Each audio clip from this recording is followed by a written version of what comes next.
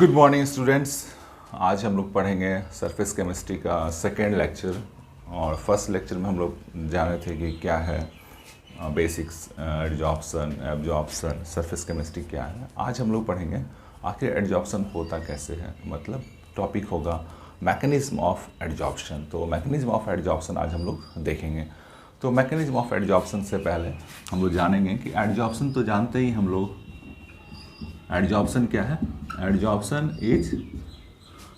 क्या है? Adsorption is surface phenomenon. सब हम लोग जानते हैं कि एडजॉर्प्शन क्या है, सरफेस फिनोमेनन है। मतलब एडजॉर्प्शन जो है वो चीज़ है जो सरफेस पे होता है। तो इसकी होता क्यों है, इसके मैकेनिज्म हम लोग जानने के लिए एक सिंपल सा डायग्राम पहले ड्रॉ करते हैं। तो मान लो एक सॉलिड हम लोग ड्रॉ करते हैं। सॉलिड के एटम्स या मॉलिक्यूल्स इस प्रकार से अरेंज होंगे। ठीक है, आप जानते हैं सॉलिड के मॉलिक्यूल्स काफ़ी क्लोज अरेंज होते हैं। लिक्विड भी अरेंज हम लोग मान सकते हैं, बट अभी हम लोग एक एग्जांपल लेंगे सॉलिड। तो पहले व्हाट इज़ आज का टॉपिक आप लोग समझ लीजिए। हम लोग को पढ़ना है मैकेनिज्म ऑफ एडजॉर्प्शन, और एडजॉर्प्शन होता कैसे, क्या इसके पीछे मैकेनिज्म है। तो एक लाइन हम लिख दिए सबसे पहले कि adsorption is a surface phenomenon, मतलब ये सरफेस पे होने वाला घटना है। और इसके लिए हम लोगों को देखना पड़ेगा कि क्या ऐसा चीज़ है जो सरफेस पे ही प्रेजेंट होता है और जिसके कारण ये एडजॉर्प्शन होता है। तो एक सॉलिड कंसीडर करते हैं। इस सॉलिड का, मान लो ये सॉलिड है, इसमें जो पार्टिकल्स है थोड़ा बड़ा कर दिए हैं इसको समझने के लिए, इस तरह से अरेंज है। तो दो तरह का बात है, जो सरफेस का पार्टिकल है, देखिए सरफेस का पार्टिकल है, और एक पार्टिकल जो बल्क है बीच में है। ठीक है, तो अगर कोई पार्टिकल सरफेस पे है और एक पार्टिकल बीच में, दोनों में डिफरेंस क्या होगा देखिएगा। ये जो सरफेस का पार्टिकल है इसके पास दो मीडियम है, ऊपर में एयर है, नीचे में क्या है, सॉलिड। एक चीज़ ध्यान देना, सरफेस का पार्टिकल पहले ही बताया था, surface basically differentiate between the two bulk phase, one is the air and second is the different. यहाँ पे सॉलिड हो जाएगा। लेकिन जो पार्टिकल बीच में है, मान लो ये वाला पार्टिकल, बीच वाला पार्टिकल, इसको हम देखो डार्क करके दिखा रहे हैं, तो इस पर जो फोर्स लग रहा है या इसका जो बॉन्डिंग सेटिस्फाइड हो रहा है, फोर्स लग रहा है, वो इधर से भी लग रहा है, मान के चलो ऐसे कुछ हो रहा होगा। तो इसका जो नेट, मान लो बीच के जो पार्टिकल दिखा रहे हैं उसके चारों तरफ से पार्टिकल है।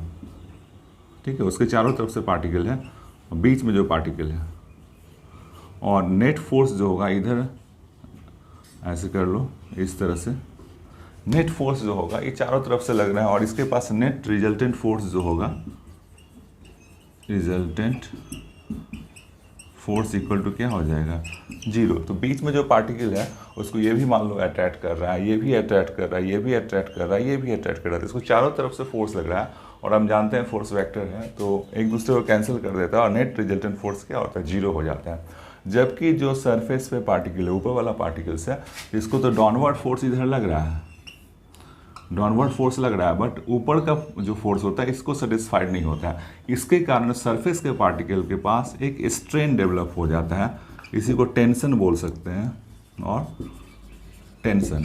तो एक खास तरह का स्ट्रेन और टेंशन डेवलप हो जाता है, जिसके कारण ये पार्टिकल चाहता है कि इसके बगल में जो भी आ जाए उसको हम क्या करें, अपने ओर अट्रैक्ट कर ले। तो एक ये थ्योरी है इसका, मैकेनिज्म ऑफ एडजॉर्प्शन का, फोर्स के बारे में बात करता है कि सेंटर में जो बल्क में जो पार्टिकल है उसको चारों तरफ से फोर्स क्या होता है, सेटिस्फाइड कर लेता है, और वो उसके पास कोई टेंशन या स्ट्रेन नहीं होता है, नेट रिजल्टेंट फोर्स जीरो हो जाता है। जब वही पार्टिकल अगर सरफेस पे है, सरफेस के पार्टिकल के ऊपर वाला पूरा खाली है, कोई पार्टिकल्स नहीं, एयर है, तो नीचे खींचने वाला या नीचे डाउनवर्ड फोर्स यहाँ काम करता है, जिसके कारण क्या होता है, यहाँ स्ट्रेन हो जाता है। यहाँ पे एक और तरीका से इसको समझ सकते हैं। अगर मान लो हमारे पास ये एक डायग्राम है, ध्यान से समझना, ये पार्टिकल्स वो पार्टिकल है जो सरफेस पे हैं, और ये पार्टिकल्स वो पार्टिकल्स हैं जो सरफेस के नीचे बल्क में है। तो आप यहाँ देख सकते हैं, यहाँ पे दो तरह का पार्टिकल, इसको बोल देते हैं हम लोग बल्क वाला पार्टिकल, इसको क्या बोलते हैं, सरफेस। तो एक केमिस्ट्री का एक थ्योरी है जो आपको समझ में आसानी से आ जाएगा। ये थ्योरी भी ठीक है, बुक्स में ये दिया हुआ है, स्ट्रेन और अनबैलेंस्ड फोर्स रिस्पॉन्सिबल होता है, कह सकते हैं अनबैलेंस्ड फोर्स और स्ट्रेन इज रिस्पॉन्सिबल। तो पूछेगा मैकेनिज्म ऑफ एडजॉर्प्शन क्या है, तो बोल सकते हैं अनबैलेंस्ड फोर्स और strain is responsible for the adsorption. लेकिन यहाँ पे एक और थ्योरी बताते हैं, अगर मान के चलो हम पहले कंसिडर करते हैं इस पार्टिकल को, तो इस पार्टिकल में जो भी बॉन्ड बनेगा वो इस 1 2 3 4 इस चारों तरफ के पार्टिकल से अपना बॉन्ड को क्या करेगा, सेटिस्फाइड करेगा। मान लो ये कोवेलेंट बॉन्ड बनाया हुआ होगा या मेटलिक बॉन्ड बनाया होगा या आयनिक बॉन्ड जो भी बनाया होगा, तो इसके पास चारों तरफ से पार्टिकल है जो इसके बॉन्ड को सेटिस्फाइड कर लेता है, इसका बॉन्ड पूरा हो जाता है, कंप्लीट कर लेता है। ध्यान समझना, आप जाने होंगे कि इसके पास बॉन्ड क्या हो सकता है, या तो सॉलिड या तो आयनिक होगा, कोवेलेंट होगा, और बहुत होगा तो मेटलिक बॉन्ड होगा। तो इस सेंटर का पार्टिकल का सारा बॉन्ड जो है वो सेटिस्फाइड हो जाता है चारों तरफ के पार्टिकल से। बट जो पार्टिकल सरफेस पे है बच्चों, ध्यान देना, जो पार्टिकल सरफेस पे है तो इसको भी तो अपना बॉन्ड पुराना है, ये इसको भी, इस पार्टिकल को भी तो कोई तो बॉन्ड बनाना है, या तो कोवेलेंट बॉन्ड बनाना होगा या जो आयनिक बॉन्ड या मेटलिक बॉन्ड, ये सरफेस वाला पार्टिकल सब। तो इसके बाहर से जो भी पार्टिकल आएगा उसको ये अपने और अट्रैक्ट करेगा। क्यों अट्रैक्ट करेगा? जिससे कि इसका बॉन्ड क्या हो सके, कंप्लीट हो सके। आप जान रहे हैं कि इसके ऊपर में तो एयर है, दूसरा मीडियम है, तो इससे यहाँ तो इसको पार्टिकल मिल नहीं रहा है बॉन्ड बनाने के लिए, इस कारण से ये बाहर के पार्टिकल को अपने ओर अट्रैक्ट करेगा और वो अपना बॉन्ड बना सकेगा। तो इस बोर्ड में बेसिकली हम आपको बताने की कोशिश किए हैं what is mechanism of adsorption, और अंत करने से पहले कंक्लूजन यही है। मैकेनिज्म ऑफ एडजॉर्प्शन कहता है कि किसी भी जगह एडजॉर्प्शन होता है due to presence of the unbalanced force. वो अनबैलेंस्ड फोर्स कहाँ से आता है? बल्क में जो बीच में है वो अपने चारों तरफ के एटम्स या मॉलिक्यूल से अपने आप को सेटिस्फाइड कर लेता है, उसमें नेट रिजल्टेंट फोर्स 0 होता है। लेकिन जो सरफेस पे होता है उसको सिर्फ नीचे पार्टिकल है उसका अपना, जिसके कारण उसका ऑलरेडी उसमें एक टेंशन आता है, जिसके कारण वहाँ पे स्ट्रेन डेवलप हो जाता है और ऊपर वाला सरफेस वाला पार्टिकल अपना बॉन्ड पूरा नहीं कर पाता। उस बॉन्ड को पूरा करने के लिए ऊपर से जो भी कुछ गुजरा वहाँ पे क्या करता है, वो अपनी ओर खींचता है। और आप देखे होंगे बहुत सारा पार्टिकल अगर दीवार में थोड़ा सा छू ले, बहुत सारा एक पढ़ रहे थे हम कुछ दिन पहले, वहाँ देख रहा था एक छिपकली लिजार्ड है, उसके फर जो होते हैं, फर समझते ना, रुआ, वो आराम से इस पर चिपके रहते हैं सरफेस पे। तो क्यों चिपके रहते हैं? वो भी किसके कारण चिपके रहते हैं? एडजॉर्प्शन के कारण। मतलब कोई ना कोई फोर्स यहाँ पे जरूर है जिसके कारण बहुत सारा चीज़ होता है। चींटी भी अगर चलता है तो पता नहीं शायद एडजॉर्प्शन हो सकता है, सोच सकते हैं उसको कि वो उसको चिपका हुआ क्यों है उस दीवार पे, क्यों नीचे गिरता है। तो होता है कि हम लोग कह सकते हैं लिजार्ड में एयर पैड बन जाता है, बट हर जगह एयर पैड नहीं बनता है, बहुत जगह एडजॉर्प्शन रीजन होता है। फिर इस बोर्ड को बढ़िया समझ में आ गया होगा कि व्हाट इज एडजॉर्प्शन। और नेक्स्ट टॉपिक में हम लोग पढ़ेंगे टाइप ऑफ एडजॉर्प्शन। हेलो बच्चों, अभी हम लोग पढ़ेंगे टाइप ऑफ एडजॉर्प्शन। तो आप लोग देखते हैं कितने टाइप का एडजॉर्प्शन होता है। तो वो 2 प्रकार का एडजॉर्प्शन होता है, टाइप्स ऑफ एडजॉर्प्शन। तो हमारे पास 2 प्रकार का एडजॉर्प्शन होगा। एक होगा फिजिकल एडजॉर्प्शन, दूसरा होगा केमिकल एडजॉर्प्शन। तो आप सब समझ लीजिए कि हमारे पास 2 प्रकार का एडजॉर्प्शन होगा, एक होगा फिजिकल एडजॉर्प्शन और सेकंड क्या होगा, केमिकल एडजॉर्प्शन। बढ़िया से याद कर लेना कि फिजिकल एडजॉर्प्शन है, केमिकल एडजॉर्प्शन। दोनों पे बहुत सारे क्वेश्चंस होंगे, दोनों में डिफरेंस क्या होगा बोर्ड में नॉर्मली पूछते हैं, कैरेक्टरिस्टिक से ही पूछते हैं। तो फर्स्ट क्या है, फिजिकल एडजॉर्प्शन। नाम में लिखा हुआ फिजिकल, केमिकल नहीं होगा। इसको डिफाइन कैसे कर सकते हैं, what is physical adsorption? If the surface particle are adsorbed by physical forces, that is weak van der Waal forces, then it is called physical adsorption. कहने का मतलब है अगर वीक फोर्स के द्वारा वो अटैच्ड है तो उसको क्या बोलेंगे, फिजिकल एडजॉर्प्शन। कोई स्ट्रॉन्ग फोर्स नहीं काम करता है, और कहने का मतलब है कि कोई केमिकल स्ट्रॉन्ग बॉन्ड नहीं बनता है, सिर्फ वन डर वाल फोर्स इस पर काम करता है। तो थोड़ा सा वन डर वाल फोर्स चैप्टर 11 केमिकल बॉन्डिंग में आपको पढ़ना है। तो यहाँ पे थोड़ा आइडिया दे देते हैं। वन डर वाल फोर्स एक कलेक्टिव फोर्स है जिसमें वीक फोर्सेस को इंक्लूड किया गया है, जिसके अंतर्गत आपको क्या आएगा, वो इंड्यूस, डाइपोल डाइपोल, इंडक्शन, इस तरह का जो फोर्स आएगा, इंड्यूस फोर्स आएगा, इलेक्ट्रॉनिक फोर्सेस आएगा, और कलेक्शन ऑफ वीक फोर्सेस आएगा, उसको क्या बोलेंगे, वन डर वाल फोर्स। तो जिसमें वीक वन डर वाल फोर्सेस आएगा, और उसके कारण एडजॉर्प्शन होगा तो उसको क्या बोलेंगे, फिजिकल एडजॉर्प्शन। तो चूंकि ये वीक फोर्स है इसलिए एडजॉर्प्शन क्या हो सकता है, रिवर्स भी हो सकता है। तो इसको हम लोग क्या कर सकते हैं, रिवर्स भी हो सकता है ईजिली, रिवर्स ईजिली। मतलब अगर आप कंडीशन चेंज करते हैं, मान के चले प्रेशर बढ़ाते हैं या फिर टेम्परेचर बढ़ाते हैं या घटाते हैं, तो वो कंडीशन क्या हो सकता है, एडजॉर्प्शन का सब चेंज हो सकता है, एडजॉर्प्शन डिजॉर्प्शन में बदल सकता है। अब हम लोग देखेंगे कैरेक्टरिस्टिक्स ऑफ एडजॉर्प्शन। तो नेक्स्ट यहीं पे हम लोग पढ़ेंगे कैरेक्टरिस्टिक्स ऑफ एडजॉर्प्शन, क्या क्या कैरेक्टरिस्टिक्स है एडजॉर्प्शन का। तो यहाँ पे लिखते हैं हम लोग कैरेक्टरिस्टिक्स ऑफ एडजॉर्प्शन। एडजॉर्प्शन तो क्या क्या एडजॉर्प्शन का कैरेक्टरिस्टिक हो। पहला कैरेक्टरिस्टिक्स लिखेंगे क्या, इंथैल्पी ऑफ एडजॉर्प्शन। कौन सा adsorption, physical adsorption. Enthalpy of, चूंकि दोनों दो तरह का एडजॉर्प्शन है, physical adsorption, adsorption is low. इसको जरूर याद रखना कि जो इंथैल्पी होगा फिजिकल एडजॉर्प्शन का वो लो होगा, अबाउट 20 to 40 किलो जूल पर मोल होता है।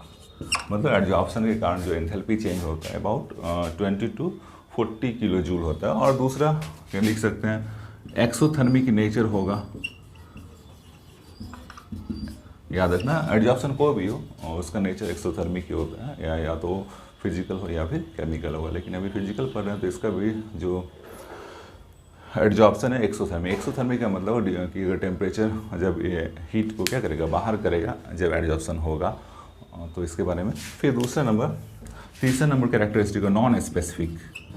नॉन स्पेसिफिक, नॉन स्पेसिफिक का मतलब होगा कोई भी गैस किसी भी मेटल पे जाके या कोई भी चीज़ किसी भी सरफेस पे जाकर अगर एडजॉर्ब होता है, कोई खास सरफेस के लिए कोई खास एलिमेंट या मॉलिक्यूल्स नहीं चाहिए, किसी के साथ हो सकता है तो उसको क्या बोलेंगे, नॉन स्पेसिफिक। और कोई खास ही चीज़ के साथ बढ़ने तो स्पेसिफिक। तो ये पहला कैरेक्टरिस्टिक था कि एंथैल्पी जो होगा लो होगा, एक्सोथर्मिक होगा, नॉन स्पेसिफिक होगा। चौथा है रिवर्सेबल होगा।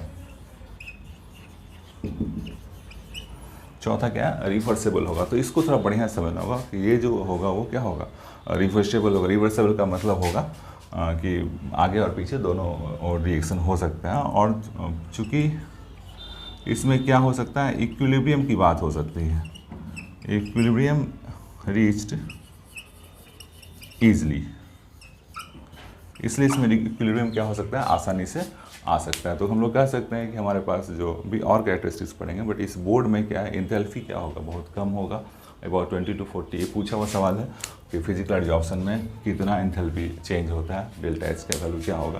तो लिख सकते हैं 20 to 40 किलो जूल पर मोल होगा। दूसरा ये रिवर्सेबल होगा, बैकवर्ड फॉरवर्ड दोनों रिएक्शन हो सकता है। नॉन स्पेसिफिक होगा, इसमें स्पेसिफिसिटी की कोई बात नहीं होता। और इसमें इक्विलिब्रियम जो होगा ईजिली क्या आएगा, उसमें आ जाएगा। ठीक है, देखते हैं आगे फिर मिटाना है। चूँकि ये पार्ट इसी को आगे कर रहे हैं, चूँकि ये इक्विलिब्रियम ला सकते हैं, तो यहाँ पे दो इंटरेस्टिंग चीज़ पढ़ सकते हैं हम लोग। क्या लिख रहे हैं हम लोग, देखो यहाँ पे गैस है, ये चला जाता है सॉलिड पे एडजॉर्ब होने के लिए, और इस तरह से इक्विलिब्रियम इसको मिलता है। लिख सकते हैं गैस सॉलिड, एक्सोथर्मिक है इसलिए क्या होगा, हीट निकलेगा। तो अब ये इक्विलिब्रियम आ गया एडजॉर्प्शन में। तो इसी यहीं पे ध्यान देना, अगर हम लोग यहाँ पे ली चैटलियर प्रिंसिपल लगा दें, ली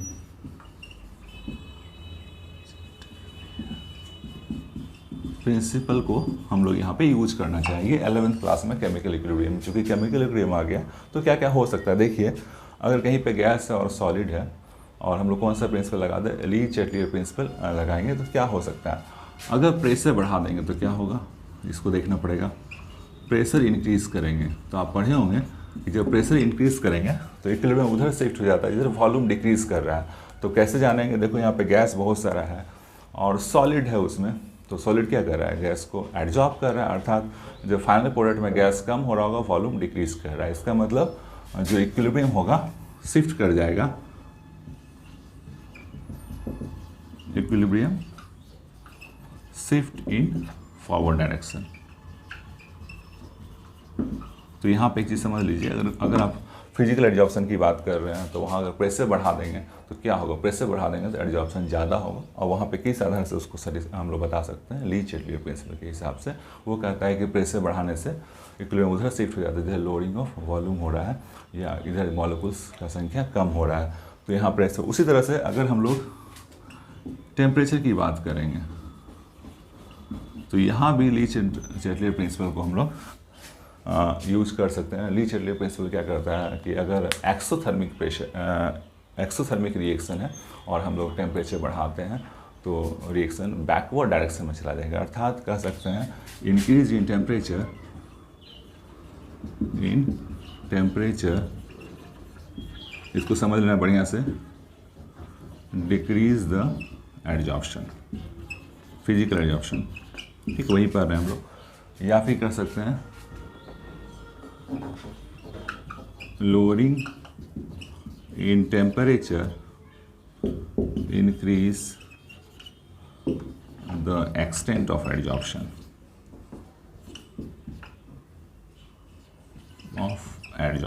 तो इसको समझ लो, चूँकि बोर्ड मिटा देंगे हम। फिर सॉलिड और गैस में यहाँ पे इक्विलिब्रियम आता है, और इक्विलिब्रियम जहाँ आता है वहाँ ली चैटलियर प्रिंसिपल लगा सकते हैं। वहाँ पे दो बात होता है, प्रेशर बढ़ाएंगे तो उधर रिएक्शन जाएगा जिधर डिक्रीज हो रहा है वॉल्यूम का, तो कह सकते हैं प्रेशर बढ़ाएंगे तो फॉरवर्ड डायरेक्शन में क्या होगा, रिएक्शन शिफ्ट हो जाएगा। अर्थात प्रेशर बढ़ाएंगे तो फिजिकल एडजॉर्प्शन का जो एक्सटेंट है वो ज़्यादा होगा।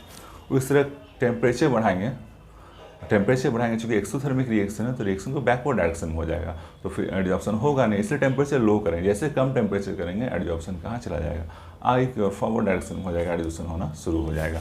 उसके बाद हम लोग देखते हैं जो आपका कुछ कैरेक्टरिस्टिक्स ही पढ़ रहे हैं हम लोग। नेक्स्ट कैरेक्टरिस्टिक्स हमारा क्या है, जिसमें हम लोग देख ही बचा हुआ है, नेचर ऑफ एडजॉर्बेट। जो नेक्स्ट जो फिजिकल एडजॉर्प्शन है वो किससे भी डिपेंड करता है, नेचर ऑफ एडजॉर्बेट।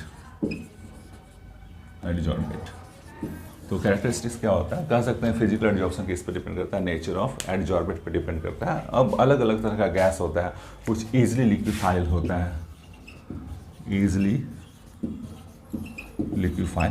तो जो गैस ईजिली लिक्विफाई हो सकता है, जिनका क्रिटिकल टेम्परेचर लो होता है, वो आसानी से क्या सकते हैं, एडजॉर्प्शन कर सकते हैं।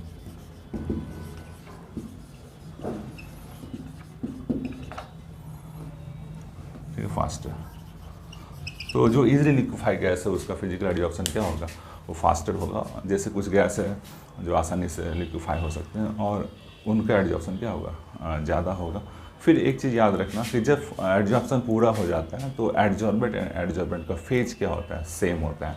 तो इस कंप्लीट बोर्ड को हम लोग एक इस तरह से कह सकते हैं कि हमारे पास जो एडजॉर्प्शन होगा वो दो तरह का होगा, एक होगा फिजिकल एडजॉर्प्शन और दूसरा क्या होगा, केमिकल एडजॉर्प्शन। फिजिकल एडजॉर्प्शन उसको बोलेंगे जहाँ पे बहुत स्ट्रॉन्ग फोर्स काम नहीं करता है, वीक वंडरफुल फोर्स काम करता है। वंडरफुल फोर्स क्या है, the group of weak forces है। और फिजिकल एडजॉर्प्शन जो है उसके कुछ कैरेक्टरिस्टिक्स है जो आपको एग्ज़ाम में लिखने या डिफ्रेंशिएट करने में काम आएगा, उसको हम समराइज़ कर देते हैं। पहला कि फिजिकल एडजॉर्प्शन रिवर्सेबल होगा, दूसरा लो इंथैल्पी होगा, अबाउट 20 to 40 किलो जूल होगा, तीसरा एक्सोथर्मिक होगा, चौथा कि अगर प्रेशर बढ़ाएंगे तो फिजिकल एडजॉर्प्शन बढ़ जाएगा, और फिर पाँचवा टेम्परेचर बढ़ाएंगे तो फिजिकल एडजॉर्प्शन घट जाएगा, कम टेम्परेचर पर एडजॉर्प्शन होगा। नेचर ऑफ एडजॉर्बेट पे भी होगा, हर गैस का अलग अलग नेचर होता है तो उस पर भी फिजिकल एडजॉर्प्शन बढ़ेगा। और टेम्परेचर पे एक चीज़ और समझना, टेम्परेचर का अगर ली चैटलियर प्रिंसिपल दिक्कत थोड़ा समझने में, टेम्परेचर बढ़ाएंगे तो गैस के मॉलिक्यूल का काइनेटिक एनर्जी बढ़ जाएगा, उस सरफेस को छोड़ देगा, डिजॉर्प्शन हो जाएगा। तो नेक्स्ट टॉपिक में हम लोग पढ़ेंगे केमिकल एडजॉर्प्शन। नेक्स्ट जो मेरा वीडियो आएगा वो होगा केमिकल एडजॉर्प्शन का। और दूसरी बात, सबसे पहले थैंक यू, जो पहला लेक्चर था सरफेस केमिस्ट्री का उसको इतने लोगों ने उसको अप्रिशिएट किया है, और तुम लोगों को कोशिश करेंगे कि हम इस चैप्टर को पूरा कंप्लीट वीडियो के द्वारा करा दें। तो चलिए नेक्स्ट वीडियो जो आएगा वो chemical adsorption, difference between the physical and chemical adsorption. Thank you.